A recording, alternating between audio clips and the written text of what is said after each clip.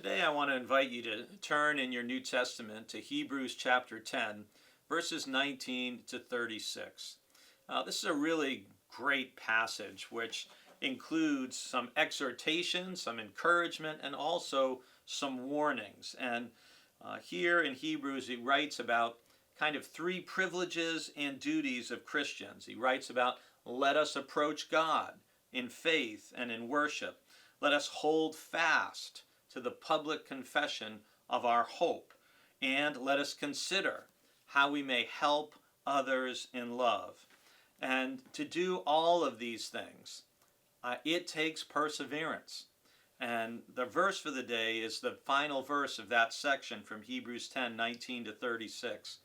And verse 36 says, "For you need endurance, so that when you have done the will of God, you may receive what was promised." Part of what Hebrews is telling us is, hey, it's not easy just living life in this world, and it's not easy living life as a Christian. It does take endurance, it takes resilience, it takes perseverance. And that's something that the letter to the Hebrews mentions numerous times throughout the book.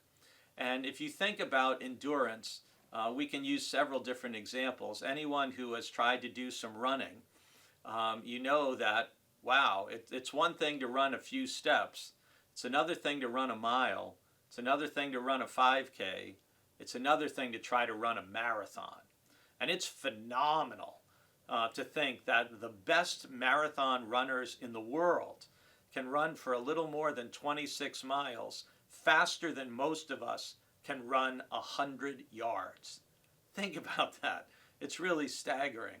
Well, how do they do that? Well, they do that by spending inordinate amounts of time training and running, along with a little bit of genetic predisposition that helps them along the way. But it's a whole lot of hard work, right? There's no way to sugarcoat it. If you're going to be one of the best runners in the world, it takes a lot of time and a lot of hard work. And if we're going to be faithful, committed, devoted Christians, we shouldn't think it's going to take any less effort for us to do that than it is for someone who wants to run a marathon.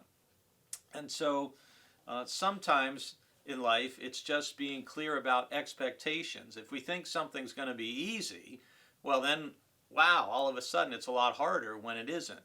But if we understand that following Christ is not easy, it's hard, it's a challenge, and it's going to demand the very best of you, and it takes devotion and effort and perseverance and endurance, well, at least then we can go in clear-eyed and say, all right, this is going to demand the very best of me, and I need to do it. And I need to persevere and not quit and ask for God's Spirit to help me when I'm tired, when I'm wavering, when I'm weakening. I like to work out myself, and I can tell you there's a huge difference for me if I have my music and if I don't have my music. I find it a lot easier to push through if I have music to help carry me along. And in the same way in life, we all need little tools, whether it's listening to Christian music or reading some favorite Bible passages, taking time in prayer, whatever works for you that helps you to endure when life gets hard. You want to have those practices in your toolbox so you can pull them out when you need them to endure.